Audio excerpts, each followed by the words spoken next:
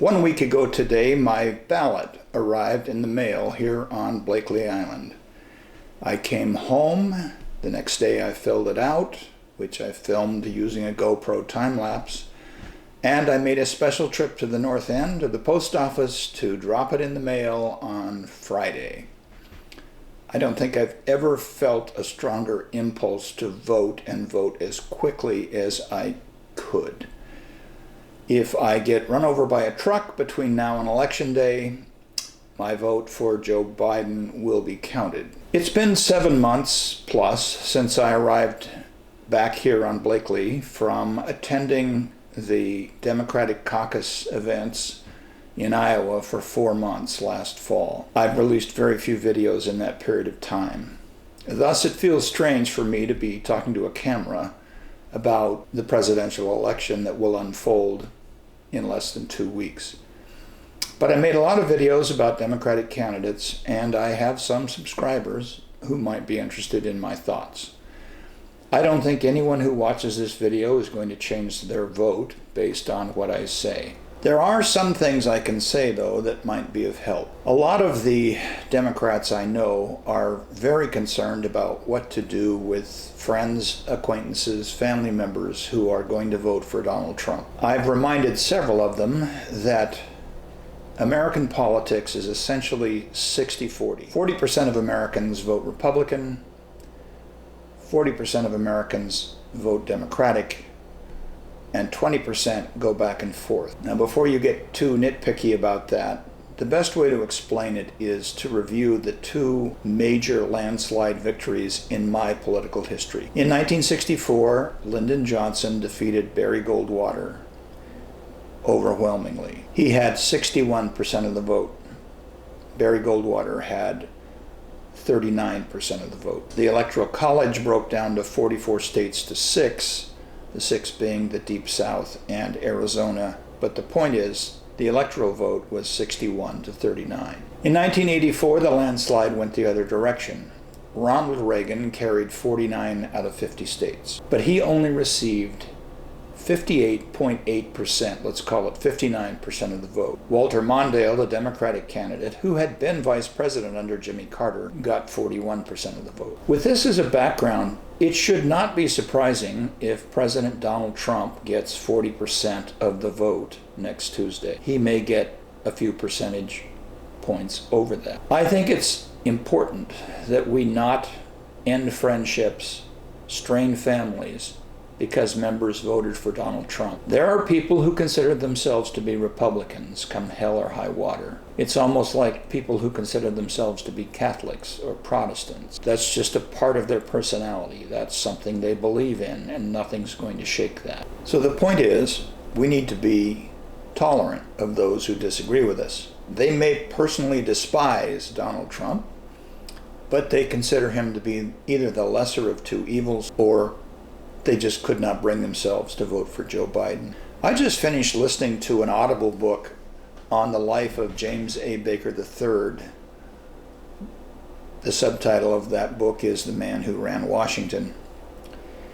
He was the presidential campaign chairman for 5 Republican candidates, the first being Gerald Ford. He was the chief of staff for Ronald Reagan from 1980 to 84. He was the Secretary of Treasury during Reagan's second term, and then after running George Bush the first campaign in 1988, he was the Secretary of State for Bush 41. He's still alive, apparently, and as part of the epilogue of this book, which took 7 years to write by a New York Times reporter and someone else, he was asked in 2016 whether he was going to vote for Donald Trump. Baker has always been a very close friend of the Bush family.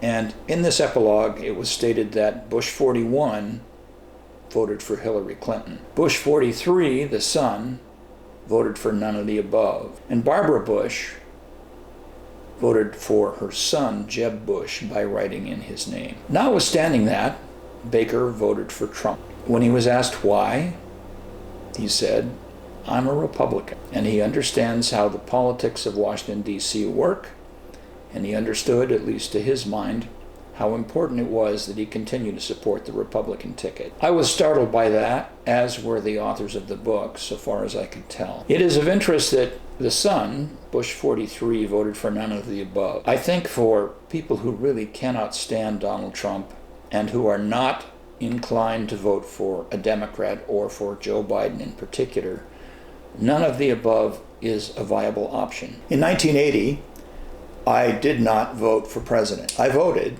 for every office other than president. I considered Ronald Reagan to be too conservative, and I considered Jimmy Carter to be incompetent and not deserving of a second term. Should it make a difference to us if our friends, if our loved ones vote for Donald Trump, don't vote for anybody for president, or vote for Joe Biden?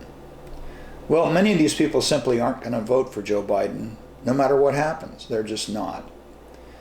And I'm going to have as much room in my heart and my mind for people who vote for Donald Trump as I am for those who don't vote for anyone for president. We are who we are, and the fact that someone votes for Donald Trump, to me, does not mean they're not disgusted by him. Another thing that came out of the Baker book was a reminder of infidelity. When Bill Clinton campaigned for the Democratic nomination in 1992, Jennifer Flowers came out of the woodwork and said, "I had a 12-year affair with this man, and here is a tape recording of him telling me to lie under oath about us having an affair." That was terrible behavior, and yet the Democrats picked him as presidential candidate and went on to elect him to be president of the United States. Many of us are repulsed by Donald Trump's womanizing, the fact that he was having affairs immediately after his wife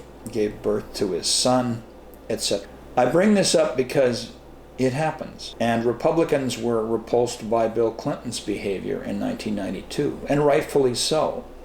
And if one asks, is that kind of behavior a prediction of what the president is going to act like? The answer is yes, it is. Bill Clinton went on to have the Monica Lewinsky incident. Bill Clinton was impeached. He was then acquitted, but he was impeached. Now, if one looks at Donald Trump and says, is his philandering, his womanizing a prediction of what he was going to do as president? The answer is yes.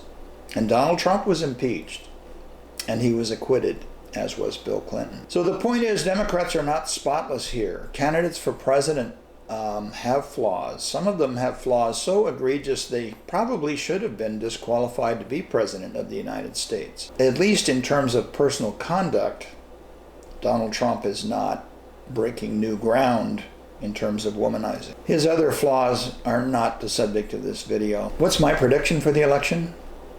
I think that Joe Biden is going to win by over 10% of the popular vote. I have no prediction on the Electoral College, but when you win by over 10% of the popular vote, you're going to win the Electoral College too. I don't have predictions on individual Senate races, but I think that the Democrats are going to retake the Senate, and I think they're going to increase their margin in the House of Representatives. Why do I think this? I'm a resident of Washington State, and Washington State has a long history of evaluating individual candidates and voting for the best person. So in previous years, Dan Evans was a Republican governor who was very popular and elected often to many offices. Meanwhile, Henry Scoop Jackson and Warren Magnuson were Democratic senators. It never bothered any Washington voters to vote for Evans for governor and 2 Democrats for senator. When I lived in Alaska for 24 years, it was a different time and a different state. I supported Jay Hammond, who was a Republican, for governor in Alaska. I also voted for Democrats in Alaska. Every Alaskan knew that Senator Ted Stevens had enormous power. So voting for Senator Stevens, a Republican, was just something you did. In Washington now, so far as I know, there's only one Republican who holds a statewide office, and that's the Secretary of State, a woman whose last name is Wyman. She's endorsed by many people, she's done a good job, and she has a legitimate Democratic challenger. And this year, out of disgust for Donald Trump, I voted for her Democratic challenger, basically to punish her for being a Republican, given what's been happening on the national scene. Is this unfair? Could be. Should she switch and become a Democrat? You could make that argument. Did she do a bad job as Secretary of State? She did not. She deserves a re-election. Will she be re-elected? I don't think so. I think this is going to be a Democratic sweep, not only in Washington State, but in the nation. Okay, that's it. Those are my thoughts on the election. Thank you for watching. If you enjoyed the video, please give it a thumbs up. If you like this kind of content, please consider subscribing. By the way, I intend to spend the winter here studying Final Cut Pro and learning how to make better YouTube videos. They won't be political probably, but hopefully they will be of some subject that you find of interest, or at least they'll be enjoyable to watch and to listen to.